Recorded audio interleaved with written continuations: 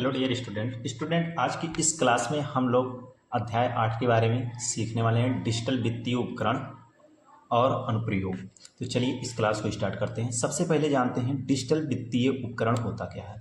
Digital वित्तीय उपकरण वे electronic माध्यम और प्लेटफॉर्म हैं जिनके द्वारा बिना नगद, ठीक है, बिना नगद क्या होता है, कैशलेस, ठीक है, बिना नगद के ऑनलाइन लेन देन, भुगतान और बैंकिंग सेवाएं प्राप्त की जाती है। वो क्या होते हैं, डिजिटल उपकरण। जैसे हम लोग फ़ोन पे वगैरह का यूज करते हैं, ये सब क्या है, ये डिजिटल वित्तीय उपकरण है। ठीक है, कैशलेस जो नगद नहीं होते, जो डिजिटल रूप में लेन देन किए जाते हैं, जैसे ऑनलाइन फ़ोन पे हुआ, फ़ोन बैंकिंग हुआ, ये सब क्या है, ये डिजिटल ऑनलाइन हम लोग करते हैं, वित्तीय उपकरण के अंतर्गत ये आते हैं। अब यहाँ पर अगले टॉपिक पे हम बात करेंगे। डिजिटल में आता क्या है, OTP, वन टाइम पासवर्ड। ठीक है, इसमें आता क्या है, वन टाइम पासवर्ड। 4 से 6 अंकों का एक अस्थायी पासवर्ड है, ठीक है, जो केवल एक बार के लेन देन के लिए वैध होता है। ठीक, ये केवल OTP क्या होता है, एक अस्थायी पासवर्ड होता है जो एक बार के लेन देन के लिए वैध होता है। अगर दोबारा से आप लेन देन करेंगे तो फिर से OTP आपके पास जाएगा, और OTP का फुल फॉर्म होता है वन टाइम पासवर्ड, इसको याद रखिएगा। इसकी समय सीमा क्या होती है OTP की जो समय सीमा है, यह आमतौर पर 60 सेकंड से 10 मिनट के लिए मान्य रहता है। ठीक है, इससे सुरक्षा क्या मिलती है, यह 2 फैक्टर ऑथेंटिकेशन यानी कि 2FA जिसे कहते हैं, 2 फैक्टर ऑथेंटिकेशन, इसको याद रख लीजिएगा। ये अधिकतर बार पूछा जाता है TPSSC में। सुरक्षा प्रदान करता है जिससे अनधिकृत व्यक्ति बैंक अकाउंट का गलत इस्तेमाल नहीं कर सकते। जैसे जिसका बैंक अकाउंट है, इसका इस्तेमाल वही कर सकता है, और अगर कोई दूसरा व्यक्ति इस्तेमाल करना चाहे आपके बैंक अकाउंट का बिना OTP के थ्रू, ये वो नहीं कर सकता। तो अगर आप OTP बताते हैं तो आपके साथ क्या हो सकता है, ये आपके साथ फ्रॉड हो सकता है। तो इससे बच के रहिएगा। OTP उसकी सुरक्षा करता है कि आपका बैंक अकाउंट किसी गलत आदमी के हाथ में ना जाए। ठीक है, आगे आता है उसी में डिजिटल वित्तीय उपकरण में QR कोड। QR कोड क्या होता है, ये इसका आविष्कार किसने किया था, इसका आविष्कार जापानी कंपनी डेंसो वेव ने किया था। ठीक है, 1994 में इन्होंने किया था। और इसकी संरचना यह 2D, ठीक है, यह 2D 2 डायमेंशन जिसे कहते हैं, 2 डायमेंशन, D का फुल फॉर्म होता है डायमेंशनल।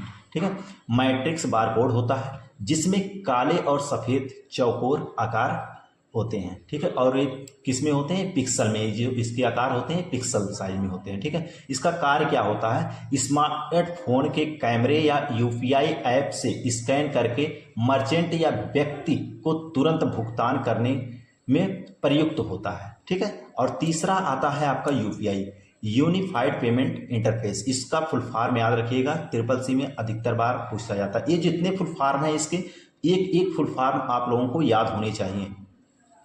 UPI क्या होता है, UPI के जो विकास करता है कौन है, NPCI।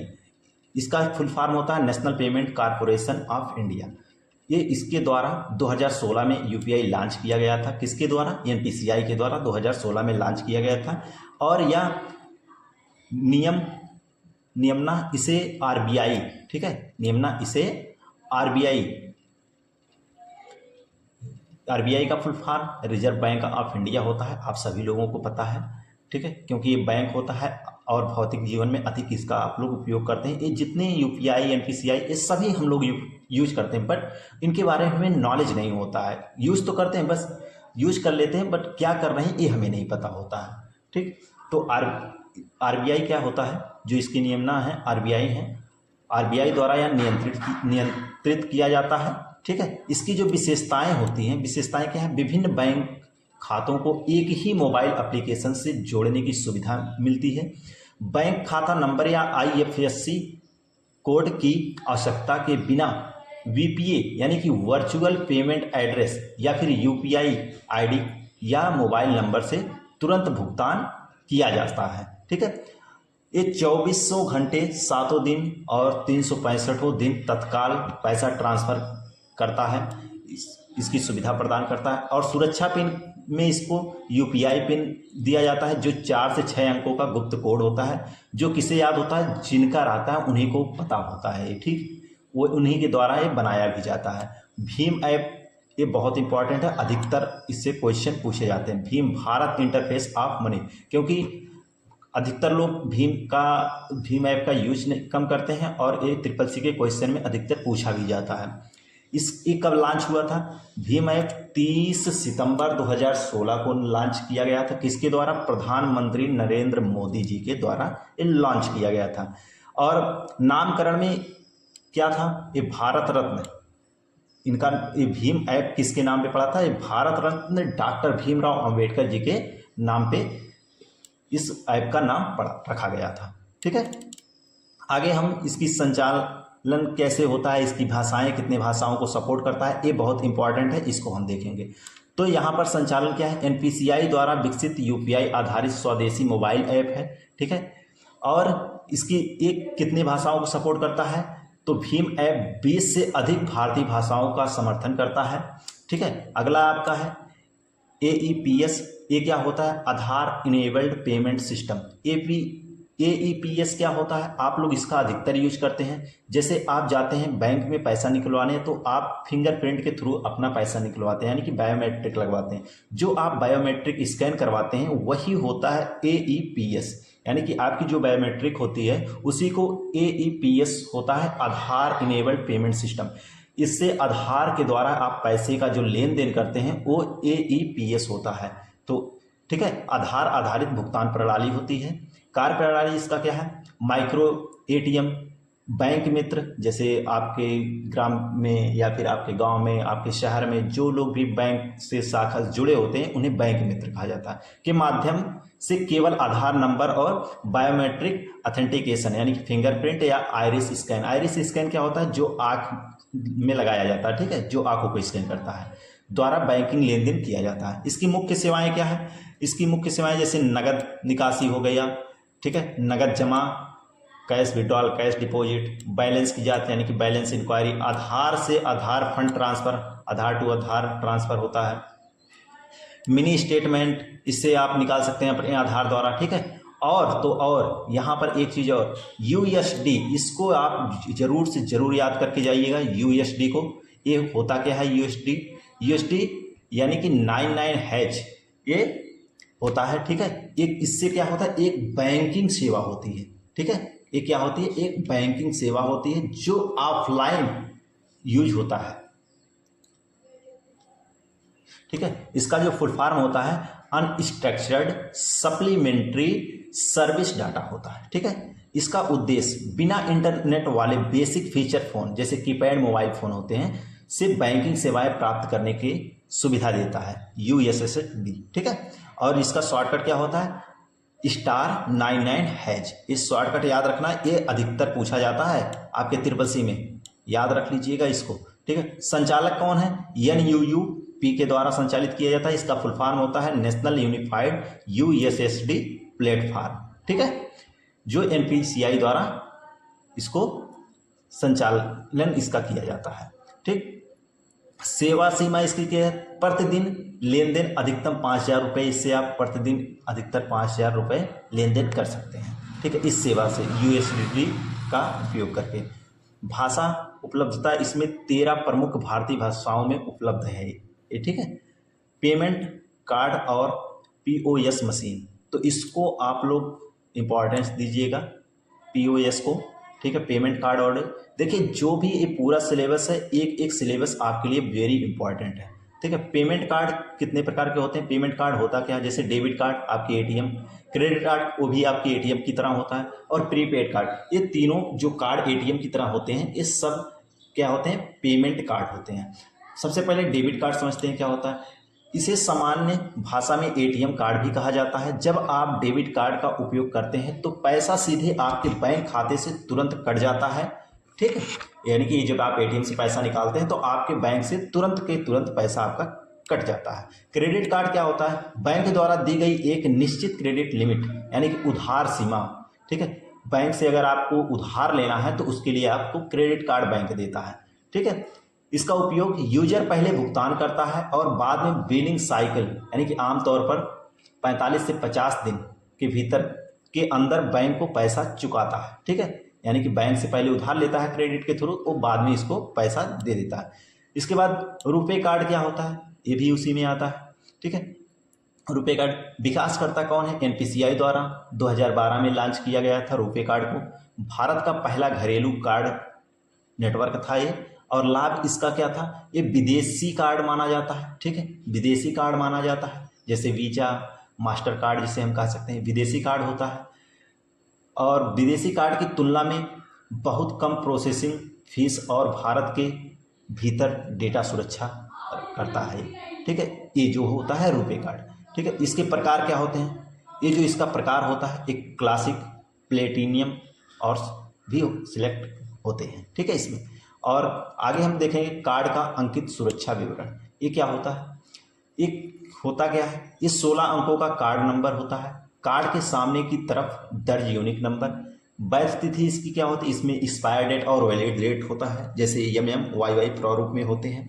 CVV होता है इसमें। ठीक है, CVV होता है इसमें। ये क्या होता है, CVV कार्ड वेरिफिकेशन वैल्यू होता है। कार्ड के पीछे की मैग्नेटिक स्ट्रिप के पास 3 अंकों का गुप्त कोड होता है। ठीक है, जो अमेरिकन एक्सप्रेस होते हैं उन कार्ड में 4 अंकों का होता है। ठीक है, आगे हम POS के बारे में, पॉइंट ऑफ सेल के बारे में पढ़ेंगे। ये POS मशीन होती है पॉइंट ऑफ सेल। खुदरा दुकानों, मॉल और पेट्रोल पंपों पर कार्ड स्वाइप, डिप या कॉन्टैक्टलेस, ठीक है, कॉन्टैक्टलेस भुगतान स्वीकार करने वाली इलेक्ट्रॉनिक मशीन होती है, जिसमें आप लोग अपने ATM कार्ड को ऐसे स्वीप करते हैं, जो जैसे आप स्वीप करते हैं जितना उसमें पैसा लिखा रहता है वो आपके ATM से कट जाता है, वही होता है POS मशीन, यानी पॉइंट ऑफ सेल मशीन। ठीक है, उसी में POS होता है, POS होता है, यानी कि मोबाइल पॉस, यानी कि स्मार्टफोन से जुड़ने वाला छोटा कार्ड रीडर होता है। ठीक है, स्मार्टफोन से जुड़ने वाला छोटा कार्ड रीडर होता है। आगे हम लोग जानेंगे E-वॉलेट मोबाइल बैंकिंग के बारे में। ये क्या होता है, E-वॉलेट पहले समझते हैं E-वॉलेट होता क्या है। यह एक वर्चुअल वटुआ है। ठीक है, यह एक वर्चुअल वटुआ है जिसमें पैसे इलेक्ट्रॉनिक रूप में स्टोर किए जाते हैं। जैसे इसके मुख्य E-वॉलेट क्या है, जैसे Paytm, PhonePe, mobile Vicky, Amazon पे, फ्रीलांसर। ठीक है, ये सारी चीज़ें हैं, गूगल पे वगैरह ये सब है। घटक इसमें पैसे ऐड करने हेतु बैंक कार्ड लिंक करना होता है और भुगतान हेतु QR स्कैन या मोबाइल नंबर प्रयुक्त होता है। ठीक है, इसकी KYC होती है। KYC कैसे होती है, नो योर कस्टमर इसका फुल फॉर्म होता है। E-वॉलेट की पूर्ण सेवाओं के लिए KYC आधार या पैन आधारित पहचान सत्यापन अनिवार्य होता है। ठीक है, मोबाइल बैंकिंग क्या होता है, बैंक द्वारा प्रदान किए गए आधिकारिक मोबाइल ऐप के माध्यम से खाते की देखरेख और वित्तीय लेन देन करना क्या कहलाता है, मोबाइल बैंकिंग कहलाता है। और प्रमुख मोबाइल बैंकिंग ऐप्स कौन से हैं, जैसे यूनो हो गया, यू ओनली नीड वन, इसका फुल फॉर्म देखिए आप लोग याद रखिएगा। ठीक है, एक किसका होता है, यूनो SBI बैंक का होता है। आई मोबाइल होता है, ये ICICI बैंक का होता है, ICICI बैंक का होता है। बड़ौदा कंटेंट होता है, ये बैंक ऑफ बड़ौदा का होता है। इंडिया ओएसिस होता है, ये इंडियन बैंक का होता है। ठीक है, ऑनलाइन फंड ट्रांसफ़र और सेवाएं, ये क्या होती हैं, जैसे NEFT, PS या RTGS या IMPS, ये 3 प्रकार की होती हैं। इसको कैसे करते हैं, इंटरनेट बैंकिंग के माध्यम से एक बैंक खाते से दूसरे बैंक खाते में पैसे भेजने के लिए 3 मुख्य प्रणाली उपलब्ध होती हैं। तो कौन कौन से, NEFT होती है, NEFT, RTGS, IMPS। तो इनका फॉर्म देख लीजिएगा, नेशनल इलेक्ट्रॉनिक फंड ट्रांसफ़र और रियल टाइम ग्रॉस सेटलमेंट और इमीडिएट, ठीक है, इमीडिएट पेमेंट सर्विस। और इसका प्रबंध NEFT RBI द्वारा और RTGS RBI द्वारा और IMPS NPCI द्वारा इसका संस्था है जो मैनेज करती है, इसको प्रबंध करती है इसका। इसमें सेटलमेंट का प्रकार कैसे होता है, ये बैच आधारित है, जैसे हाफ आवर बैच आधारित है। ये रियल टाइम है, ठीक है, तत्काल या 1 to 1 या तत्काल है, इंस्टेंट, यानी कि 24 घंटा कभी भी भेजिए आपका तुरंत के तुरंत पैसा आपका चल जाता है। ठीक है, न्यूनतम इसकी सीमा क्या होती है, कोई न्यूनतम सीमा नहीं होती है, 1 रुपये से भी आप कर सकते हो इसको NEFT। और इसकी जो आरटीजीएस की होती है ये 2 लाख रुपए होती है न्यूनतम सीमा। इससे कम आप आरटीजीएस का पैसा नहीं भेज सकते। कोई न्यूनतम सीमा नहीं होती, 1 रुपये से भी आप इसको कर सकते हैं आईएमपीएस को। ठीक है। अधिकतम सीमा क्या होती है? अधिकतम सीमा क्या होती है? कोई ऊपरी सीमा नहीं होती है इसमें। और इसका जो है आरटीजीएस का, इसमें कोई भी इसमें भी नहीं होता। और आपको आईएमपीएस में 5 लाख रुपए तक भेज सकते हैं आईएमपीएस के द्वारा, इससे ऊपर आप नहीं भेज सकते। सेवाएं, इस सब की सेवाएं सातों दिन 24 घंटा 365 यानी कि साल भर 24 घंटा चलती रहती हैं। समान इसको उपयुक्त कैसे करते हैं? सामान्य, छोटे और माध्यम ट्रांसफ़र के लिए, और आरटीजीएस का बड़े और भारी वित्तीय लेन देन के लिए, और आईएमपीएस का यूज़ तुरंत और इमरजेंसी ट्रांसफ़र करने के लिए। ठीक है। तो ये थे इसके। अब आगे हम लोग जानेंगे सरकारी सामाजिक सुरक्षा एवं बैंकिंग योजना। तो इसमें सबसे पहले क्या आता है? ये सबसे पहले आता है प्रधानमंत्री जनधन योजना। इसका शॉर्ट फॉर्म आप लोग देख लीजिएगा, PMJDY। फुल फॉर्म भी याद रखिएगा, प्रधानमंत्री जनधन योजना। इसे लॉन्च कब किया गया था? 28 अगस्त 2014 को। ठीक है। इसका नारा क्या था? मेरा खाता भाग्य विधाता। जो इसकी नारा थे, मेरा खाता भाग्य विधाता, ये किस चीज़ का नारा था? PMJDY का। ठीक है। विशेषताएं क्या थी? जीरो बैलेंस पर बचत खाता। ठीक है। अगर आप जीरो बैलेंस है आपका तो आपका बचत खाता है। मुफ्त रुपए का डेबिट कार्ड मिलता था आपको। इसमें दुर्घटना बीमा कवर होता था, 2 लाख रुपए का इसमें दुर्घटना बीमा मिलता है। और 28 अगस्त 2018 के बाद खुले खातों के लिए भी ये कर दिया गया। ठीक है। ओवरड्राफ्ट यानी कि ओडी सुविधा, 6 महीने तक संतोषजनक खाता संचालक पर 10,000 तक की ओवरड्राफ्ट सीमा निर्धारित थी। ठीक है। दूसरा है प्रधानमंत्री सुरक्षा बीमा योजना यानी कि PMSBY योजना। ये क्या होता है? इसका प्रकार क्या होता है? प्रधानमंत्री सुरक्षा बीमा योजना का दुर्घटना, मृत्यु एवं विकलांगता बीमा योजना होता है। इसके बाद जैसे इसमें अगर एक्सीडेंट या इंश्योरेंस के संबंधित होता है, एक्सीडेंट इंश्योरेंस कराना पड़ता है इसके लिए प्रधानमंत्री सुरक्षा बीमा योजना में। इसकी पात्रता आयु कितनी होती है? 18 वर्ष से 70 वर्ष तक। वार्षिक प्रीमियम जो इसका होता है प्रति वर्ष आपका 20 रुपये करता है। खाते से ऑटोमेटिक डेबिट हो जाता है। इसका जो सीमा राशि होती है, ये दुर्घटना में मृत्यु या पूर्ण विकलांगता होने पर 2 लाख रुपए मिलता है। इसमें आंशिक विकलांगता होने पर आपको 1 लाख रुपए की धनराशि मिलती है। आगे आपको इसमें प्रधानमंत्री ज्योति बीमा योजना मिलता है। ये क्या है? PMJJBY योजना। इसका क्या होता है? ये किस प्रकार का है? ये जीवन बीमा योजना होता है। किसी भी कारण से मृत्यु होने पर ये इसका लाभ मिलता है। आप इसका आप कब लाभ उठा सकते हैं? 18 से 50 वर्ष के बीच इसको आप करा सकते हैं, इस बीमा को। इसमें जो वार्षिक प्रीमियम करता है ये 436 रुपये प्रति वर्ष करता है। और इसमें जो कवर होता है, सदस्य की मृत्यु होने पर जो नॉमिनी होता है, नॉमिनी को 2 लाख रुपए की धनराशि उपलब्ध कराई जाती है।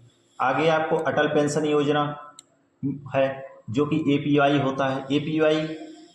APY क्या करता है? इसका लक्ष्य क्या है? असंगठित क्षेत्र के श्रमिकों के लिए बुढ़ापे की सुरक्षा। जैसे इसकी जो पात्रता होती है 18 वर्ष से 40 वर्ष तक के बीच में आप इसका आवेदन कर सकते हैं।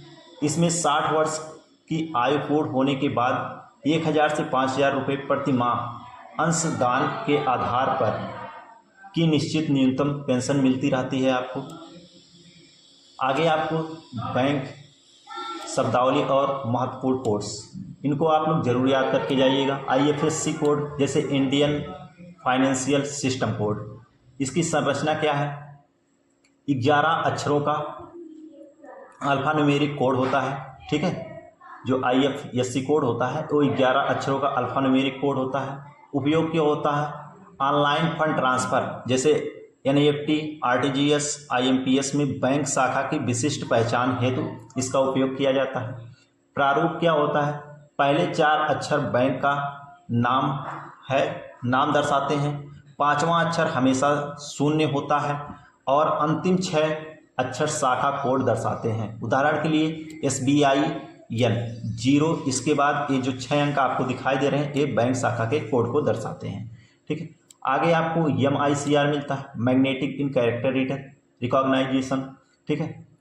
रिकॉग्निशन क्या होता है, इसकी संरचना क्या होती है। ये 9 अंक का न्यूमेरिक कोड होता है। इसका उपयोग चेक की त्वरित प्रोसेसिंग और क्यूरिंग हेतु चेक लीफ के निचले हिस्से में विशेष चुंबकीय स्याही से छपा होता है। और इसका जो प्रारूप होता है वो प्रथम 3 अंक शहर कोड होते हैं, मध्य 3 अंक बैंक का कोड होता है, अंतिम के 3 अंक शाखा का कोड होता है। ठीक है। और पिन क्या होता है, पर्सनल आइडेंटिफिकेशन नंबर होता है, यानी कि एटीएम, डेबिट कार्ड या ऑनलाइन लेन देन प्रमाणीकरण के लिए 4 या 6 अंकों का गुप्त पासवर्ड होता है। एमएमआईडी, ये क्या होता है, एमएमआईडी मोबाइल मनी आइडेंटिफायर होता है। ठीक है।